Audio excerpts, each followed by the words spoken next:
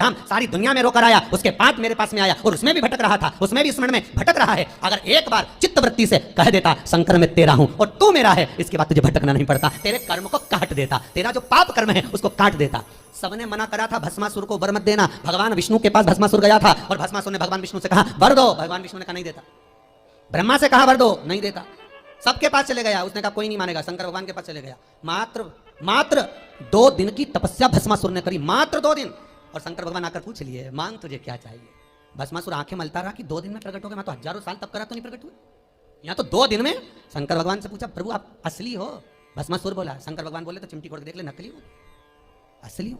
प्रभु इतने साल मैंने देवताओं का तप करा, वो वर नहीं दिए, आप कैसे आ गए? शंकर भगवान बोले तू तो 2 दिन तक तप करा, कहीं का आकर 1 लोटा पानी चढ़ा के चले जाए, 3 बार ताली बजाए, बम बम बोले, हम तो उतने में भी राजी। और यहाँ तो यहाँ हमारे ससुर ने तो यहाँ तक दक्ष प्रजापति का सिर कटा था, बकरे का मुख लगा था। बकरा क्या हिंदी में स्तुति करता है? बकरा क्या अंग्रेजी बोलता है? बकरा क्या उर्दू बोलता है? बकरा क्या बोलेगा? बकरा तो एक ही शब्द बोले। अब मेरा ससुर जब बोला, मुझे इतना अच्छा लगा कि मेरा ससुर कितनी अच्छी स्तुति कर रहा है, तो शंकर भगवान ने उसी दिन कह दिया जो मेरे मंदिर में आके बम बम बोलेगा मैं समझ जाऊंगा मेरा ससुर आया। इतनी सरल भाषा शंकर जानते हैं, दुनिया नहीं जान सकती, तो क्यों भटको रे? कभी यहाँ चले गए, कभी वहां चले गए, कभी उससे कह दिया, कभी उससे कह दिया, डायरेक्ट शंकर के पास सीधे बोले। फिर लोग भले कहें क्या तू मिला जो तू फूलों नी समा, क्या मिल गया ऐसा जो तू फूलों नी समा रहे हो? एक ही मंत्र महान गुरु मेरो समरथ है, समरथ है गुरु अमरत है, मेरो एक ही मंत्र महान कि शिव मेरो समरथ है। शंकर समरथ। कौन है जिसने यमराज को मारा? कौन है जिसने यमराज की पुत्री मृत्यु को मारा? केवल एक कालों का काल, महाकाल, दूसरा नहीं हो सकता। अकाल मृत्यु वो मरे जो काम करे चंडाल का, काल उसका क्या बिगाड़े जो भक्त हो महाकाल का। शंकर का भगत का बिगड़ेगा क्या? क्या बिगड़ेगा? शंभु है। भस्मासुर बोले 2 दिन का तप और तुम आ गए सामने? अरे 2 दिन बहुत होते हैं। तुलसीदास जी ने भस्मासुर का चरित्र पढ़ के ही लिखा होगा आधी में पुनियाद, कि 2 दिन भी मत करो तुम तो आधी घड़ी बहुत, आधी में पुनियाद बहुत, उतना ही बहुत है, उतना बहुत, ज्यादा नहीं। महाराज रावण को बाबा तूने लंका दिया, करुणा सागर कब करुणा कर जाए, त्रिकालदर्शी कैलाशी अविनाशी शंभु। महाराज शिव पुराण कह रही है, बुजुर्ग कह रहा है कि हमारे इस पाप कर्म को काटते क्यों नहीं? भगवान कह रहे हैं काटने को तो मैं काट देता, मना नहीं है, पर मृत्यु लोक में अगर आए हो तो थोड़ा सा कर्म का भोग तो भोगना ही पड़ेगा। संपूर्ण जीवन सुखमय हो डनलप के गद्दा हो, चकाचक भोजन हो, रोज 56 भोग खाओ, खूब अच्छे से रहो, तो भी दुख तो जीवन में थोड़ा ना थोड़ा तो घेरेगा ही, थोड़ा। पहला मंद प्रारब्ध, दूसरा तीव्र प्रारब्ध और तीसरा तीव्रतम प्रारब्ध। दूसरे नंबर का हमारा कर्म, अगर हमने बहुत बेकार कर्म है, हमारे बहुत तकलीफ है, बहुत कष्ट है, बहुत दुख है, शिव महापुराण की कथा कहती है कि सदगुरु की शरण चले जाओ। संत महात्मा जोगी सन्यासी तपस्वी साधक उपासक कोई सदगुरु के पास जाकर निवेदन करो तो कुछ हमारे पूर्व का करा हुआ पाप कटना प्रारंभ हो जाए, हमारा पुराना पाप धीरे धीरे कटे। सत्कर्म। फिर एक निवेदन करूंगा, जीवन में अगर बहुत तकलीफ है, बहुत कष्ट है, आपको पहले भी कहा फिर कहते हैं 15 अक्टूबर को शिवरात्रि पड़ेगी। जो माघ महीने में शिवरात्रि पड़ती है उससे भी प्रबल शिवरात्रि 15 अक्टूबर को पड़ेगी। ये शिवरात्रि अधिक मास के महीने की शिवरात्रि है, अश्विन की। 19 वर्ष के 2 बार गैप करने के बाद ये अश्विन का जो अधिक मास आता है, इसके बाद 183 वर्ष के बाद आएगा। और 183 वर्ष के बाद फिर इसमें की शिवरात्रि प्राप्त होगी। और 183 वर्ष किसने देखे? कौन ने देखे? और निवेदन करूंगा, अगर जिंदगी में थोड़ी सी तकलीफ है, दुख है, कष्ट है, परेशानी है, तो उस शिवरात्रि को हाथ से मत जाने दो। 15 अक्टूबर वाली शिवरात्रि को आपको पहले भी कहा कि क्या क्या वस्तु भगवान शंकर को हम रात्रि के समय पर चढ़ा दें, जिससे हमारा रोग समाप्त हो जाए, हमारी बीमारी समाप्त हो जाए, हमारे जीवन में सुख समृद्धि लक्ष्मी आ जाए। वो समर्पण का भाव है। और शिवरात्रि आने में देरी है, 15 अक्टूबर में भी अभी देरी है, और आपके जीवन में बहुत कष्ट है, बहुत कष्ट। महाराज 5 कमलगट्टे, 5 बेलपत्र तांबे के लोटे में जल भरकर रख लीजिए। सीधे हाथ पर उस कलश को रखो जिसमें 5 कमलगट्टे और 5 बेलपत्र रखिए। श्री शिवाय नमस्तुभ्यम, शिव महापुराण का मूल मंत्र है, जैसे भागवत का मूल मंत्र है ओम नमो भगवते वासुदेवाय। शिव महापुराण का मूल मंत्र है श्री शिवाय नमस्तुभ्यम। इस मंत्र का 5 बार स्मरण कर कर आपको जो तकलीफ है उसको हृदय चित्त से धरकर मस्तक से कलश को लगाकर किसी एकांतेश्वर महादेव पर, एकांतेश्वर महादेव मतलब अपने गांव से, नगर से, शहर से जो बाहर खेड़े में हो, बिल्कुल बाहर, जिस शिवलिंग पर कोई पूजन करने ना जाता हो, एकांत में बैठे हो, जंगल में बैठे हो, कहीं किसी वृक्ष के नीचे विराजमान हो, ऐसे एकांतेश्वर महादेव पर अपनी कामना कर कर वो जल समर्पित कर दो। 1 बेलपत्र, 1 कमलगट्टा उठाकर अपने घर पर लेकर आ जाओ। जो तकलीफ बहुत ज्यादा हो रही है 5 दिन में आपको मालूम पड़ जाएगा, 5 दिन में अंतर आ जाएगा। शिव का अनुमोदन करो, शंकर का स्मरण करो। महाराज ये अश्विन का जो अधिक मास है 183 वर्ष के बाद वापिस आएगा। योग, ये योग पहले मिल जाता 19 वर्ष में, पर अब मिलेगा 183 वर्ष।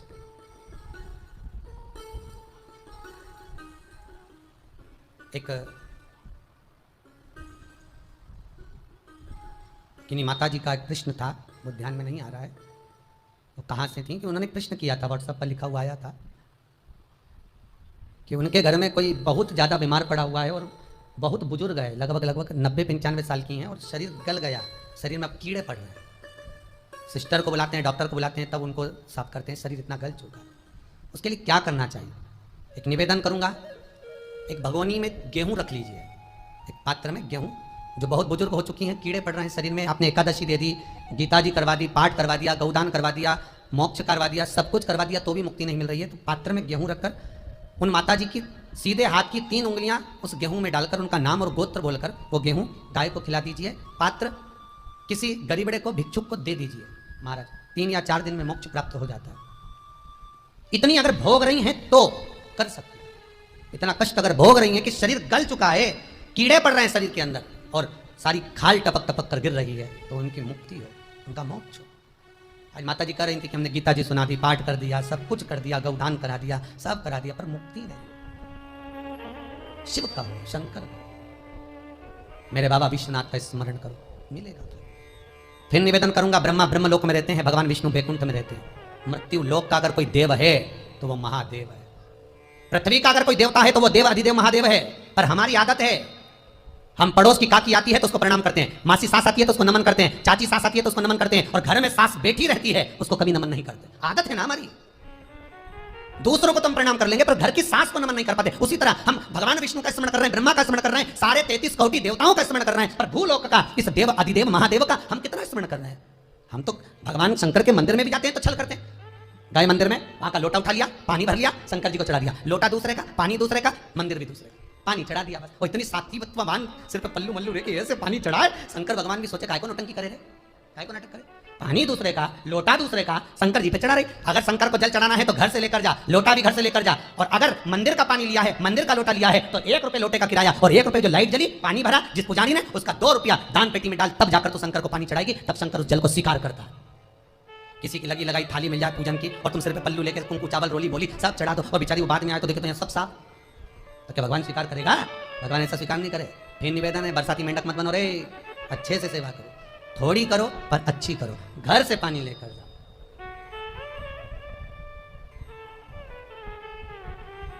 कल कोतवाली चौराहे से, हमारे सीहोर के कोतवाली चौराहे से कोई बहन जी आई थी 33 मालपुआ लेके, कहे गुरु जी संकल्प करा दो। हमने कहा पानी लाओ, तो क्या तुम्हारे यहाँ नहीं है? हमने कहा हमारे यहाँ तो कुआं है, लिया। चावल लाओ, तो क्या गुरु जी पूजन मंडप में होंगे ना चावल जरा सा, हमने कहा वापिस घर जाओ, निकलो। कितनी बार भागवत सुनी, राजा बलि के दरवाजे पर वामन भगवान खड़े हैं। राजा बलि वामन भगवान से कहता है, प्रभु आपके एक हाथ में छत्र है, दूसरे हाथ में कमंडल है। तो राजा बलि कहता है आपके कमंडल का जल दे दो, मैं संकल्प छोड़ देता हूं। वामन भगवान कहते हैं राजन, अगर मेरे कमंडल का जल लेकर तू संकल्प छोड़ेगा तो वो संकल्प मान्य नहीं होगा, तुझे स्वीकृत नहीं होगा। किसी की लगी लगाई थाली में से कुंकू चावल चढ़ा दोगे तो कुछ मिलना है क्या? अरे बोलो तो।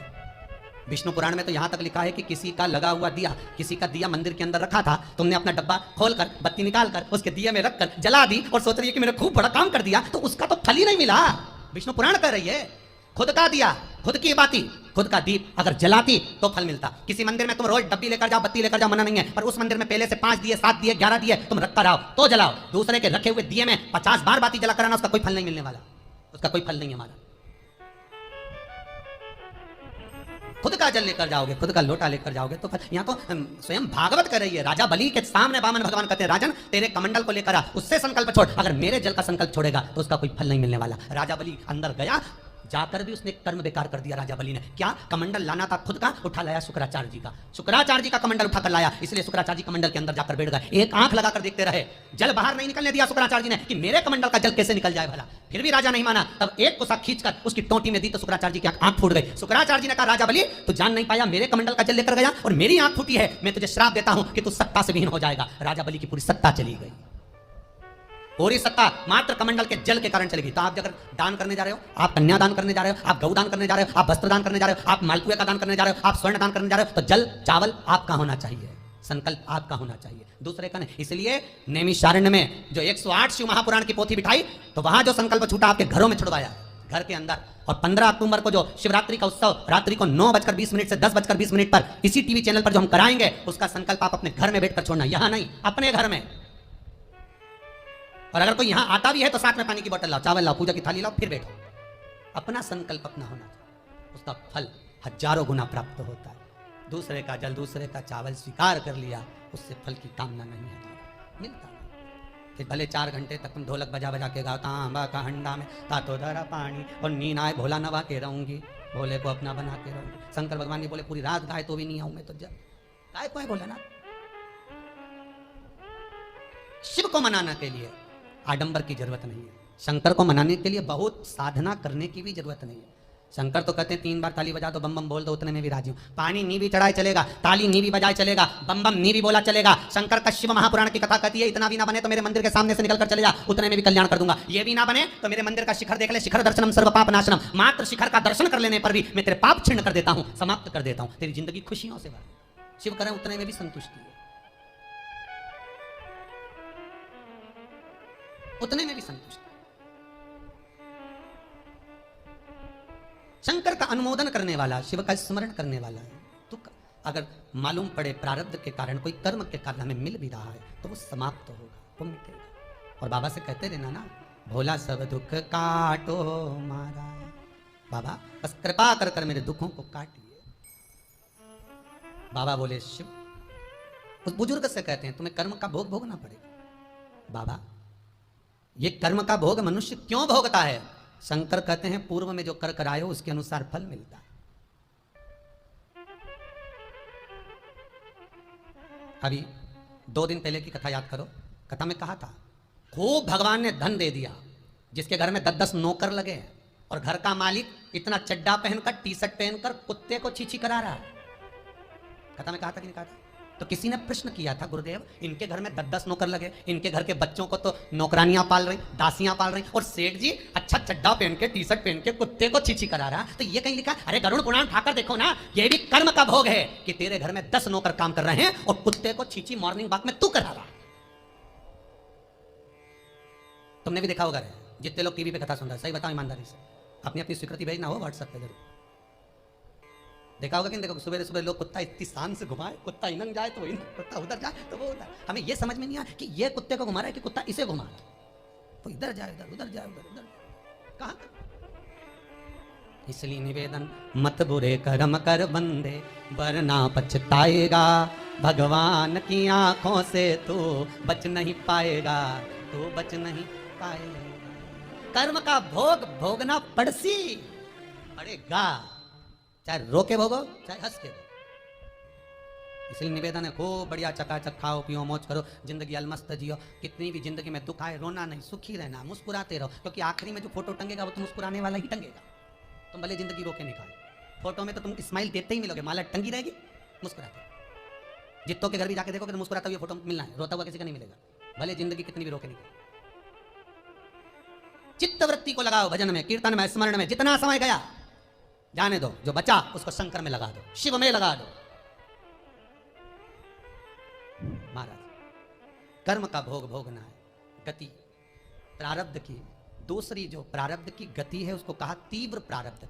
इसके भोग को अगर तुम भोग रहे हो, दुख आया है तो संत सतगुरु की शरण में जाकर कहो, दुख मिटेगा। तीसरा है तीव्रतम प्रारब्ध। इस प्रारब्ध में अगर बहुत ज्यादा दुख आ गया तो कुछ ना करिए, एक काम करो, एकांत में बैठकर शिव का स्मरण करिए, शंकर का भजन।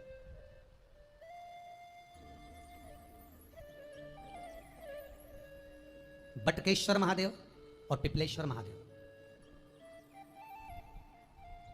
पिपलेश्वर महादेव जिस जगह पर दधीची ऋषि की धर्मपत्नी सुवार्च के सम्मुख में दधीची ऋषि के प्राण देवता ले लेते हैं, अस्थियों का कंकाल हो जाते हैं दधीची बाबा। उनकी धर्मपत्नी रोती हुई अपने पेट पर पत्थर मारती है गर्भ को नष्ट करने के लिए। वहां शंकर भगवान प्रकट होते हैं पीपल के पेड़ के नीचे। शिव जी का नाम पिपलेश्वर महादेव हुआ। जो बालक पीपल के पेड़ के नीचे जन्मा उसका नाम पिपलाद हुआ। दो महादेव अपनी पुस्तिका में लिख कर रख लो, एक बटकेश्वर महादेव और एक पिपलेश्वर महादेव। अदालत में कोई कार्रवाई चल रही है, अदालत में कोई केस चल रहा है, अदालत में कोई बात चल रही है, नहीं जीत मिल रही, नहीं विजय मिल रही, हार गए, पेशियां लगा लगा कर, एक बार बड़ के पेड़ के नीचे बालू मिट्टी का शिवलिंग बनाकर उसकी पूजन करो। पूजन अर्चना कर कर दही 3 चम्मच नाम लेकर चढ़ाओ जिसके साथ केस चल रहा है, और 3 चम्मच दही चढ़ाकर उस दही को उठा लो और रुमाल पर उसके छापे लगा लो, सफेद रुमाल पर भगवान शंकर की पूजा अर्चना कर कर जल में विसर्जन कर दो बटकेश्वर महादेव का नाम लेकर, और उस रुमाल को घड़ी बनाकर रख लो। अगली पेशी जब हो उसको साथ लेकर जाओ, केस जल्दी निपटेगा, विजय प्राप्त होगी। मात्र 3 सोमवार करिए बटकेश्वर का स्मरण। उसी तरह पिपलेश्वर महादेव, कितनी भी बड़ी जिंदगी में रोग हो, चाहे कैंसर जैसा हो, लीवर हो, किडनी हो, कितना भी बड़ा रोग हो, भगवान पिपलेश्वर महादेव का स्मरण करिए। पीपल के पेड़ के नीचे शंकर भगवान के शिवलिंग का निर्माण कर कर उसकी पूजन अर्चना करिए, उस पर शहद चढ़ाइए। पीपल का वृक्ष, आंवले का वृक्ष, शमी का वृक्ष, बेलपत्र का वृक्ष, ये औषधि पूर्ण है महाराज।